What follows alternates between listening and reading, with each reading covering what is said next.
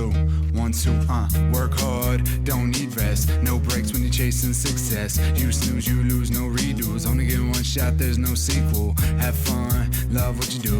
Live right, be your own individual. Stay sharp, play smart, this is your life. I don't know much, but I know you don't live twice. Don't waste it, yeah, don't waste it.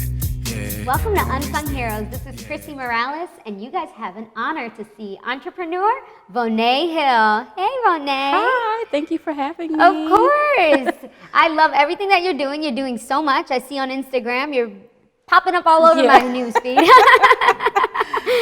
Yes. So tell me about your organization and what it's about. Okay, so my organization is called Own Your Vision Empowerment Co., OYV for short. And it is a family empowerment organization, but we focus on the root of the family, which is the woman. So the wife, the mom, in that household.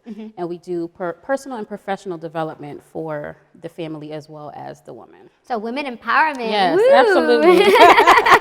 Shout out to us women. Yes. All of us super women, Yes, really. definitely. You were just talking to me today about all the tasks that you had just before coming here. Right. You know, it's important to kind of like focus on the women and really help them out. Right. So tell me how your organization does that. Break it down for me. So we have family events throughout the year. So we have one coming up in February. It's a My First Love family soiree because we're really big on cultivating quality time for families. Okay. So it's Valentine's weekend. Yes, you know, parents, things like that. But we want the kids to be able to get the, you know, that kind of love and quality time. That's so cute. During that weekend too. So that's February 15th. And then we're doing also some community service with families as well. And then for women and moms, we have our moms group that we hold. We're going to switch to bi-monthly just because it's a little bit easier for most of the moms that we see. And so those are the things that we've been doing. And we have a yearly Career Moms Empowerment Social. So it's not just for moms, but that's the name that we started with. So well, that's nice, yeah, though. You know, especially for new moms, I know Mm-hmm. how difficult that could be to kind of have to leave the baby at home, or, you know, how is that transition for some of your moms? Right. So sometimes it gets a little bit difficult. So we do have moms that are like, oh, I wish we had childcare and things like that. So we recently just put out a survey to figure out exactly what it is that our moms need because we want to take away those barriers. And so we located a private location that has 2 separate rooms. So the kids, you can bring the kids as well. But we just want to make sure we're doing everything we can to make sure that we have all of our moms involved and they're able to come. Yeah, for sure. And is that only open to Philadelphia or New Jersey? No, so it's held in Philadelphia. That's where we're based, but definitely moms from New Jersey can come, Delaware, wherever. I feel like in a couple of years it's going to be big enough as to where we'll be able to actually take the Career Moms Empowerment Social around to different states. But for now, we're based in Philly, and we're really excited about I'm sure that moms next year. will travel to do that stuff. You know, it's important for moms all over and women in general to take care of themselves. Right. You know, self-care and self-empowerment, you know, that's super big and huge. So how do your workshops tailor to the women specifically? So they are like I said, a lot of times we have family events, but our moms events, they're just for moms because we talk about different things. Like we recently started a mental health series. So we want to talk about moms who have faced postpartum depression.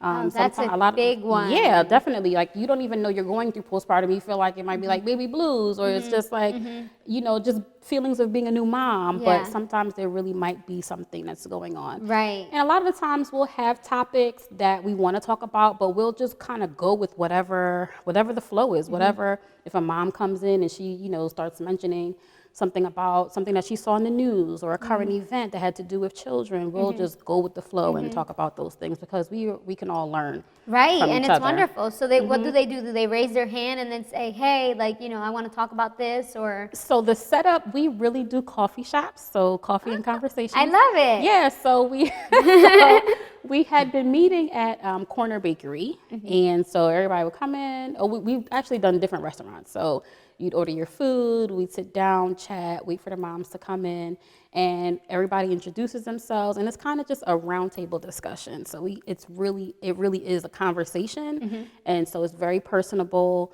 Everybody gets a chance to say what's on their mind, get opinions, share opinions. What are some activities? Like, do you have them write their names or icebreakers and things like that you do? No, so we don't have any icebreakers. A couple of times, so our Career Moms Empowerment Social, people did have like name tags and things like that, and like our OYV team had badges, so that everybody came in. We do raffles and things like that. People love raffles. Yeah, they so do. in all of the raffles, I put mommy wine, mommy juice, that's what I call it. Mommy That's juice, cute. yes. So it's like the small bottles, just so they can feel like, okay, I came and I was able to go home or something. Right. So I tend to do a bunch of raffles. And everybody seems to like those, so I think we'll definitely keep those going. And what are some of the topics that are discussed that are kind of like you're like taken back by? So the Career Moms Empowerment Social, we definitely did a lot of talking about guilt when it comes to being able to start your own business, but you have children.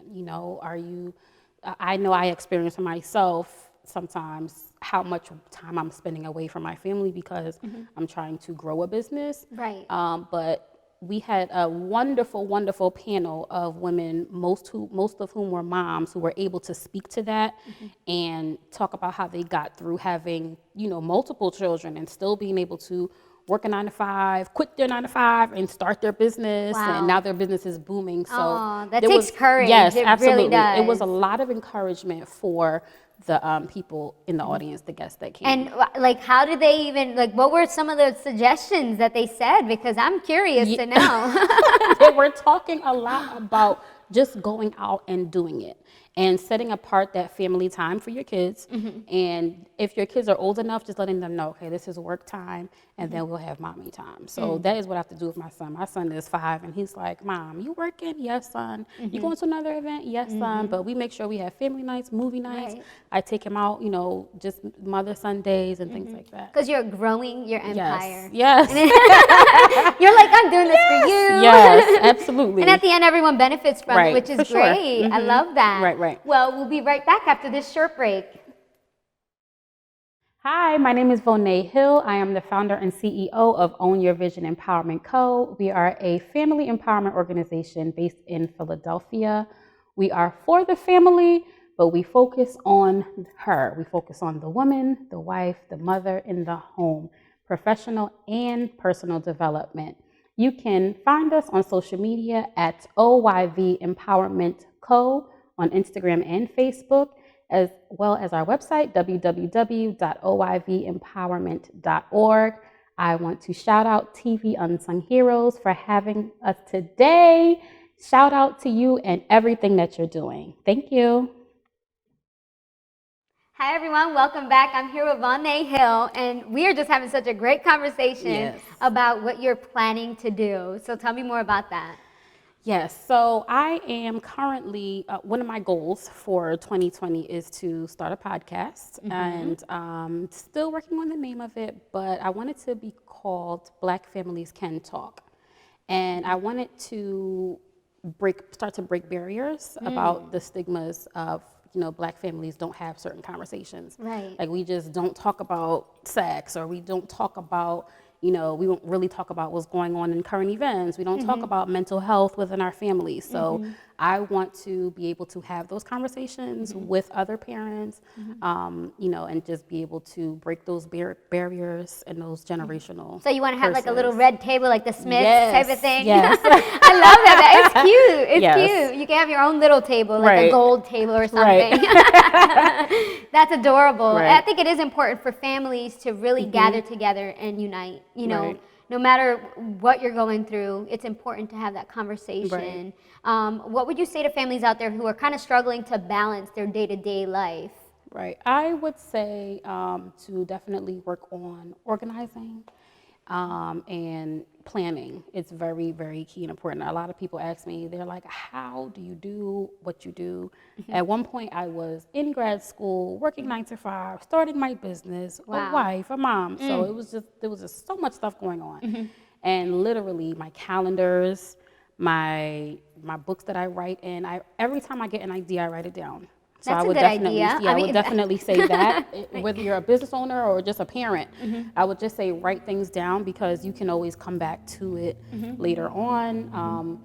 And I would also just say use your supports. I know there are some, families who may not have those supports, but there's always somebody or an organization that's, willing and wanting to help out. So I would just say kind of tap into those supports. And that's one of the topics that I would definitely choose to do on my podcast is asking for help. Sometimes that's even hard for me to do, but it's very important that we're able to reach out to different supports. Yeah, and having those resources, at hand. I know one of my previous guests before you, we were talking about that is people are afraid to ask for help and, going to different organizations or your communities. A lot of communities now have like family success centers that they can even go to, or they can even come to your organization and just kind of seek for help and guidance. It doesn't hurt to ask for help. And I think that's important. How would you say that families together can kind of grow, due to even though they're facing all these challenges? How do you think that they can grow, especially by sitting down and talking? I think communication is very important. Something that I started in my family a couple of months ago, which they all thought it was corny, but they love it now. So we eat dinner at the table every night together. Even if I try to cook most nights, but even if it's not a cooked meal, we still sit down and we eat. And we talk about how our days were. And we ask the kids, what did you do in school? What did you learn in school? And it really does jar up a lot of conversation. And you get to see, the kids interacting with each other. They get to see myself and my husband interacting with each other. So just kind of having that. We also talked about wanting to do game nights now. I love that. That's cute. I love game nights. Yeah, we did a movie night last night. So everything doesn't have to cost money, and I think that's a lot of what we see too. Like, I'm not okay. I can't take my kids here. I can't take my kids on vacation, and different places are expensive. That's not so. Kids just want to do things. They just want to be around their family. So just having those family dinners together, having those game nights together will really start to cultivate that conversation so know what's going on in each other's lives. Right, especially dinner time. You see commercials on it, how important it is. Right. Especially we're in this season of gratitude and Thanksgiving's right around the corner. We want families to feel included. Right. Especially the kids and the partners and the spouse. Like me and my boyfriend, we started a new tradition together, and when people come over our house, they're like, oh, this is different. We pray before we eat. Okay. And I never did that before growing up, but now it's something that we do, and we pray for everybody. We pray for everything. We just kind of lay it all on the table. Right. And I think it's cool, to kind of start that new family tradition. Yeah, right, definitely. Don't you think that family traditions are something that could be started between different individuals? Yeah, I think that's a great idea, and we've done it too. So we always decorate the tree together, the Christmas tree. We do that. Like I said, we do the family dinners and things like that. So we are trying to, and this is a huge reason why I want to start the podcast, because we're trying to break generational curses that we were brought up in. And not to say, our families are great. We love our parents, we love our families and things like that, but there were just certain things that we agreed that didn't happen in our homes when we were growing up that we would love to see come to fruition within our own family. So you want that Hallmark movie family, right? Yeah, it's not going to be perfect because it's life, right? But just being able to foster certain things and jar up those things so that our kids can, they're going to grow up in it, and they'll either say, hey, I want to do it with my family too, or they'll just be like, well, that's corny, I don't feel like it. But then they could start their own family tradition, yes, and I think that's cool, and it's cute, and it's clever. The family feels bonded, and it's awesome. Yeah. Now, for those families out there who don't have that unity, for example, teenagers, they don't want to speak to their parents, they're being rebellious. How do you think that parents could kind of tap into them and be able to understand what's going on with their kids? Right. Well, so actually 9 to 5, I am a social work supervisor. Oh, okay. In the child welfare field. So I do have some experience with kind of trying to assist parents with engaging with their children. And so one of those things is taking the phone, I have a 9-year-old, and she loves her phone. But at dinner, and my son, he's 5'2", so he wants to be on his iPad. Electronics are a huge barrier, and adults do it too. But at dinner, no phones, right? So, and you know, a lot of the times, like our daughter, she wants to write out her feelings to us. So we let her express herself in that way. It's easier for her to be able to write rather than talk sometimes. So I think just getting engaged with your kid and finding out what method of communication works better for them will definitely be able I like to, that. That's a good work. suggestion. Thank you so much. Yeah. We'll be right back after this short break, and we'll find out what makes Vonee an unsung hero. Hi everyone, I'm Chrissy Morales, the producer and host of Unsung Heroes. If you or someone you know has a positive story to tell, email me at tvunsungheroes@gmail.com, and you could be sitting right there. Welcome back. This is Chrissy Morales with Vonee Hill, who is talking about such amazing things, especially about family. But one of the conversations that we like to talk about here, and one of the questions I like to ask is, what do you think makes an unsung hero? I think what makes an unsung hero is the person who does the good stuff and gets the quiet rewards, but it's not broadcast everywhere all the time. Right. Well, we think that you're an unsung hero. Don't you guys agree? And everything that you're doing, especially with social work. Tell me about that. So my job is, it can be a lot, but like I said, very rewarding because I've been in social work now for almost 10 years. And in the child welfare realm, you see, you know, a lot of kids who are, you know, they stay with their families, but their families have these barriers and struggles. And so the parents are trying to find and be connected to resources that can assist them with, you know, taking better care of their children. And then there's other cases where the children, you know, are in foster care or they're with their family members, and we're working tirelessly trying to get the kids, you know, to go back home or to reach whatever level of permanency that may be within their families. And so, like I said, it can be very, the day-to-day can be hard just because we're working in a system that is just not that great sometimes. And, you know, of course that has to do with a whole bunch of stuff that's way over my head. But I think the things that I'm able to do and what I find rewarding is being able to speak to families and speak to moms a lot. I do that on a daily basis. So you're a mentor to them? Yes. So in my position, you know, there's case managers who go out to the home, speak to the parents and things like that, get them the resources that they need. And they do a great job at that. And so as a supervisor, I kind of oversee that. And when I speak to the moms, because they, you know, they're having whatever the issue may be, like sometimes they just want to be heard. They just want to talk about what's going on. And I'm able to kind of bring them back and calm them down a little bit so that they can hear and understand, like, you're a parent. This is your child. You're still doing a good job no matter what it is. And I want to say that a lot of the times they are just overwhelmed, just like me. So I just try to do what I can to teach them those skills in order for them to be able to take a break sometimes. And I ask them, you know, what do you do for self-care?